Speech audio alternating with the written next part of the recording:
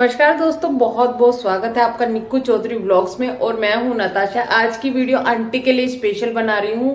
Aunty को निधि की mummy के लिए।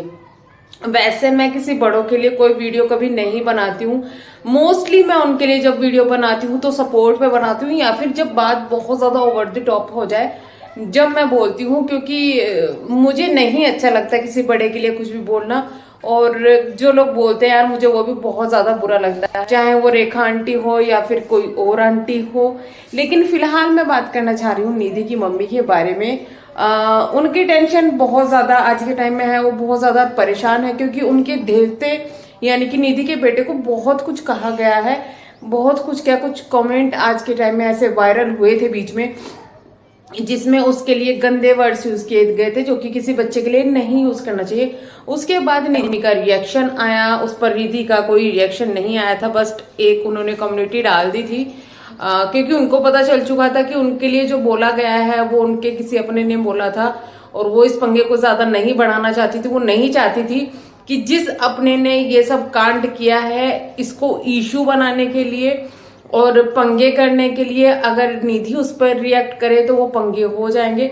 और निधि नहीं चाहती थी। आदमी ने उसे धोखा दिया है, जिसने लेडी ने उसे धोखा दिया है, उसके चैनल को थोड़ा सा भी और मोटिवेशन मिले, तो उसने ये बात नहीं उठाई। और उसके बाद में वो कमेंट्स डिलीट कर दिए गए। लेकिन आंटी जी ने ये बात उठाई है, जो कि निधि के कहने पे उठाई है। अब मैं बता दूं क्यों। क्योंकि आंटी जी की जो वीडियो बनती है वो सब कुछ बेटी तय करती है कि कौन क्या बोलेगा। सब स्क्रिप्ट बेटी के द्वारा तय की जाती है। ये बात उनके भाई ने पहले ही बता दी थी, लेकिन ये बात आपको भी पता होगा क्योंकि आंटी काफी ज्यादा सीधी सादी से लगती है उनको। वो कुछ ऐसी है कि जो उनको बोल दिया जाए वो कर देती है, ज्यादा तेर मेर नहीं करती।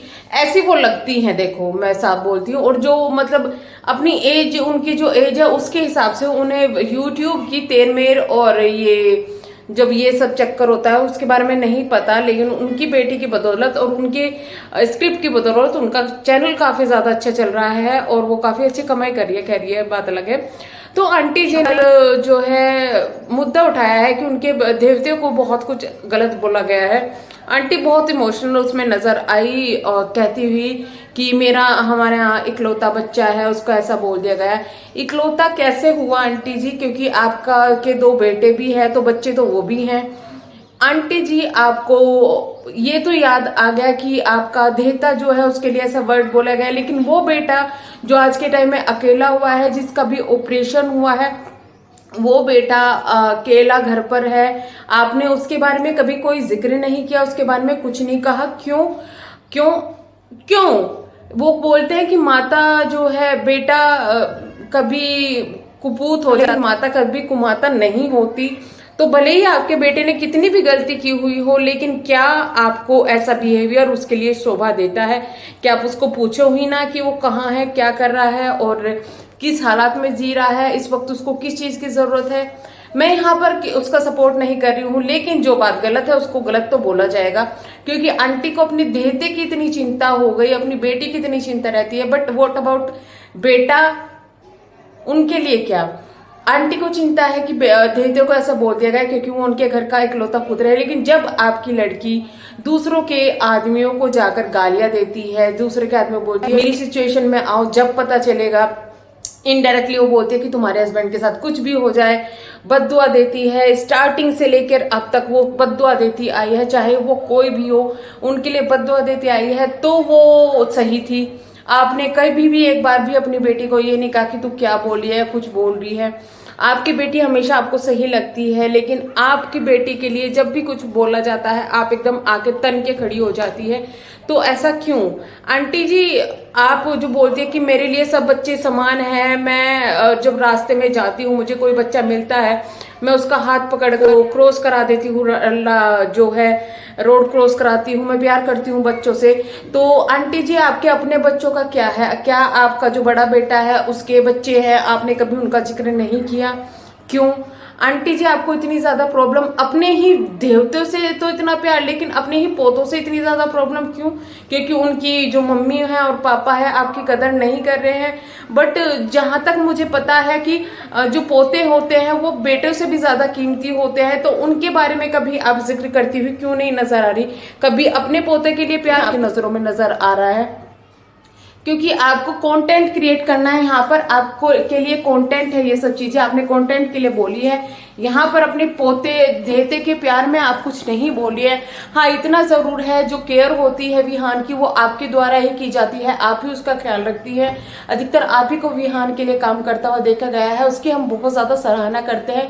लेकिन आंटी जी जब आप किसी पर उंगलियां उठाती है तो 5 उंगलियों में से 4 आपके ऊपर उठती है और वही 4 उंगलियां आपसे पूछती है कि पहली उंगली कि आपका अपने बेटे के लिए आप क्यों सपोर्ट नहीं कर रही है, वहां पर क्यों नहीं जा रही है, अपने बेटों को अपने पास नहीं ला सकती क्योंकि निधि ने मना किया है कि मैं घर में नहीं घुसने दूंगी, तो आपको अपने बेटे के पास जाना चाहिए, आप क्यों नहीं जा रही है? अपने बेटे से इतनी नफरत क्यों?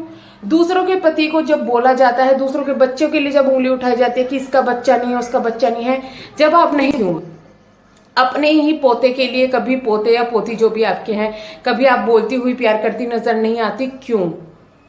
आपकी बेटी जब लोगों को जाके गालियां देती है, उनको रोकती हुई आप क्यों नहीं नजर आती क्यों? आपकी बेटी भगवान की किसी की भी इज्जत नहीं करती, आप कभी उसको कुछ कहती हुई नजर क्यों नहीं आती? तो इन सब चीजों का जवाब भी आप दे दीजिएगा उसी तरीके से जिस तरह से आपने अपनी जो वीडियो में है उसमें बहुत सारी पॉइंट आउट किया है लोगों के ऊपर। देखिए मैं ये कहीं से भी नहीं कहती कि जो वर्ड्स उसमें यूज किए गए हैं उनके देते के लिए या विहान के लिए वो सही है, वो बहुत ज्यादा गलत है। और जिसने भी किया, अगर आंटी जी आपको इतनी ज्यादा तकलीफ है, अगर निधि को इतनी तकलीफ है, तो आपने कोई एक्शन क्यों नहीं लिया? अगर मेरे बच्चे के लिए कोई ऐसा वर्ड बोले मैं उसे जाके मुंह तोड़ दूं, मैं उसकी सीधा कंप्लेंट क्यों? जब तक वो इंसान मेरे सामने ना जाए मैं उसको नहीं छोड़ूं। लेकिन आपने आके सोशल मीडिया पर बैठ के ये तो गा दिया कि मेरे देते के लिए ऐसा बोला गया, ये वो, माना आपको बहुत ज्यादा हर्ट हुआ है, लेकिन क्यों कोई एक्शन क्यों नहीं लिया जा रहा है? इस चीज में एक्शन भी तो लेना चाहिए। आप बहुत तरीके से एक्शन ले सकते हैं। आप कानून के पास जाकर आप वो आपकी स्क्रीनशॉट जो वायरल हो रहे हैं उसको वहां वायरल करो ना जहां वो होने चाहिए। लेकिन आप कोई भी एक्शन क्यों नहीं ले रही? क्योंकि आपकी बेटी को भी अच्छी तरीके से पता है। मैं ये नहीं कहूंगी कि ये वर्ड बोले जो गए हैं वो निधि द्वारा बोले गए हैं, नहीं, मुझे पता है ये उनके किसी अजीज ने बोले हैं और ये निधि को भी पता है कि वो वर्ड्स किसने बोले हैं और किसने ये सब किया है कांड। तो आपको अगर पता है तो आप एक्शन क्यों नहीं ले रहे? क्या आप भी उससे डर गई है जिसने ये सब किया है? क्या आप भी इस चीज से डर गई कि वो आपकी पोल पट्टी ना खोल दे? तो ये सब चीजें सोचने वाली होती है। और दूसरी बात ये कि निधि आपको मैं एक एडवाइस दूंगी, माना कि आपको ये लगता है कि लोग आपके हेटर्स है, लेकिन हेटर्स होने में और रिएक्शन देने में बहुत ज्यादा फर्क होता है।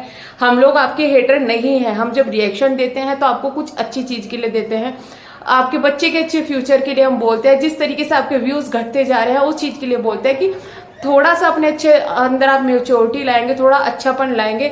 जितनी आप लोगों को कई बार अच्छा बन के दिखाती है ना, अगर आप नेचुरली अपने अंदर लाएंगे ना तो आपके वो व्यूज जो आपके लाखों में सब्सक्राइबर है वो खुद आपको व्यू करने लग जाएंगे। तो इस चीज के लिए हम लोग बोलते हैं। बाकी आपके साथ में कुछ ऐसा प्रॉब्लम हमें नहीं है।